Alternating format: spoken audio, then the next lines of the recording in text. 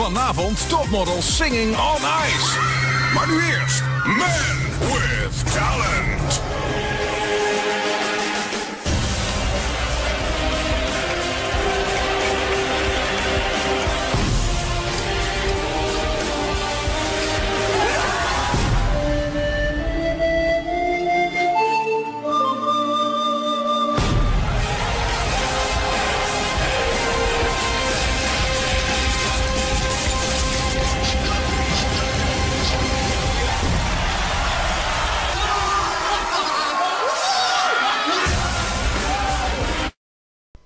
These are the participants in the Tata Steel Masters section, the A group.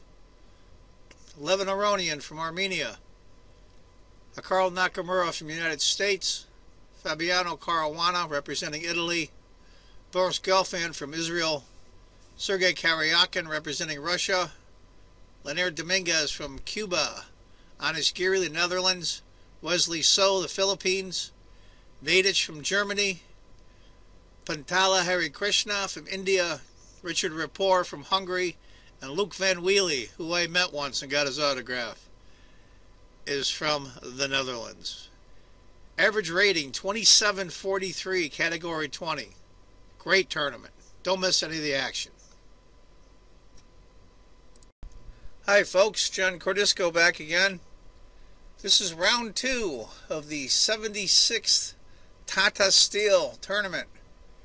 Like I said, round 2, it's Anish Giri as white from the Netherlands and Naiditsch from Germany as black. This is a really, really good attacking game by Anish Giri. Anish is rated 2734, Naiditsch is rated 2718. These guys are world-class players. It's going to be a Pogo Indian. Giri's white, Naiditsch is black.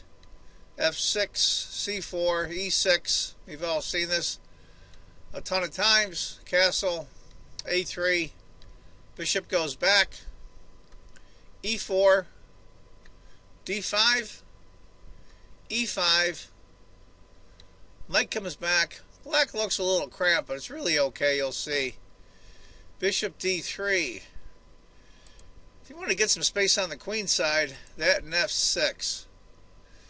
That doesn't look that hot for white if you want to know the truth of it. I don't care for the pawn structure. C5, going right after the base of the pawn chain. H4. Now, interestingly enough, at this point in the game, my Fritz computer is off screen. It's a tiny advantage for white, about a quarter of a pawn. It's calling for either B4 or C takes D. Either B4 or C takes D are the first two moves. Or castles is also a viable alternative. Anish decided to go H4, which brought his score down pretty good. It's about even now. G6, H5. I just don't like this series for black here. I think he should have played something different than G6, maybe H6, frankly. But after G6, H5, C takes D, queen to C2. Temporary pawn sacrifice. You'll get it right back, though. Knight to C5, C takes. If bishop to B4, chasing the knight, after knight takes, queen takes A5. And I think black sits well there. After C takes D5, knight takes, queen takes the pawn. Black is still up a pawn, but there's really no way he can hold on to that D pawn forever. After knight to E4, in come the attacking pieces. Now right now, this looks really, really tough for black. But believe it or not, on the computer, black has a slight edge, about a half a pawn. This is the difference between computers and humans. Computers have no emotion. They don't feel the attack coming. After knight comes out, bishop H6, queen to H5 check. If you had gone rook to E8, after H takes, F takes. I think black's okay there, to be honest with you, even though it does look scary. After queen to A5 check, queen takes, king takes. Interesting might have been knight takes. I don't like taking the knight out of the attack, but after rook to d8, h takes, f takes, and black's okay there as well. After king takes, rook to d8, h takes, f takes. If h had taken, after h takes, knight to f6, bishop takes, pawn takes, rook d5, bishop here, looking scary for black. Rook, of course, blocks, rook takes, pawn takes. And at this point, it's funny, I'm looking on the computer. It's mate in 16. Yeah, look, I'm going to be able to see a mate in 16. Good luck with that. Anyway, after f takes g6, bishop h5. If bishop had taken, the e knight takes, h5, g4. It's an even game, maybe a tiny advantage for black, even though this does look a little scary around the black king. White's king's not so hot either, and the queens are off the board. After h5, g4, just trying to bust it open. If bishop had taken, knight takes, g4. That was the computer suggestion, and I kind of like that better. After bishop takes, f takes.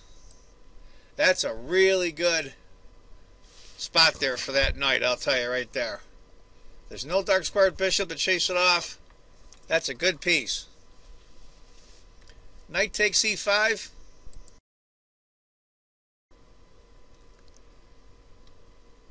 Knight takes e5. Now those of you who are wondering if black played pawn takes,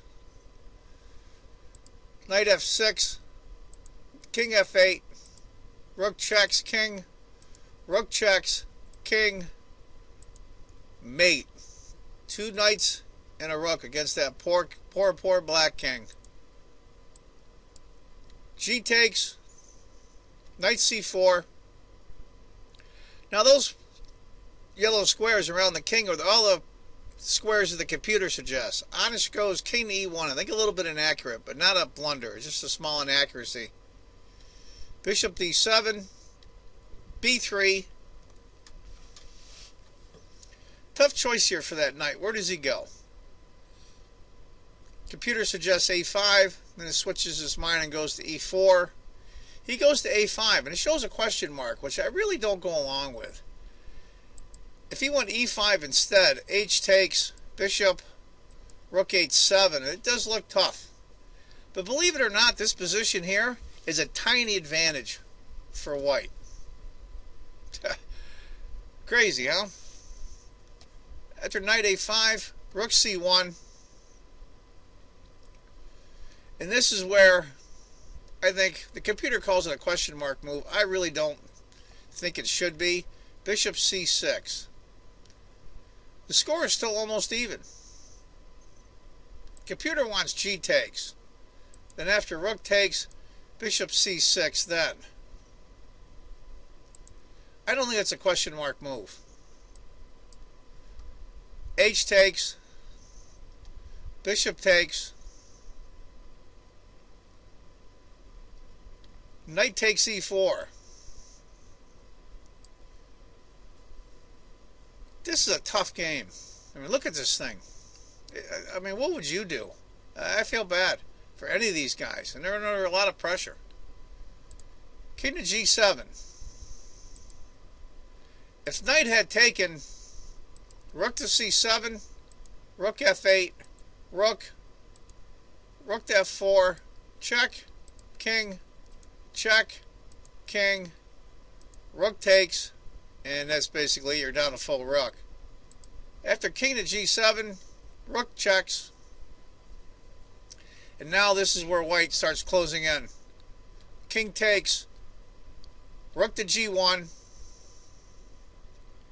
king f5, f3. I think that black can save this game. It's not going to be easy Rook to G8 maybe. Rook to G8. Maybe King F4. It's tough. It's tough. But what he does is he miscues. He plays E5. And now it's over. If he had gone Rook to G8, after Rook takes, Rook C5 check, King F4, Rook takes. I mean, he's down a piece. The game is still over, but I think Black can still fight from here. After E5, Rook G5 check, King F4, King comes up to F2. Very important. Has to protect this F3 pawn, because that's the pawn that's guarding the knight. Rook F8, Rook H7, and that's where he resigned. Even after knight takes, you can't stop Rook H4, no matter what you do. Rook H4 mates, and no way you could stop it. So Naiditsch resigned. Tough loss for Naiditsch. I think he could have fought it out a little bit and had caused a draw. But Giri doing very well. The young man from the Netherlands is sitting pretty good. Anyway, folks, that's one of the games from round 2. I hope you enjoyed it. I want you to remember, if you think chess is just a game, you're not playing it right. And I want to thank all my new subscribers in the last few weeks. Thank you very much. And if you haven't subscribed, please do. Take care, folks. Bye-bye.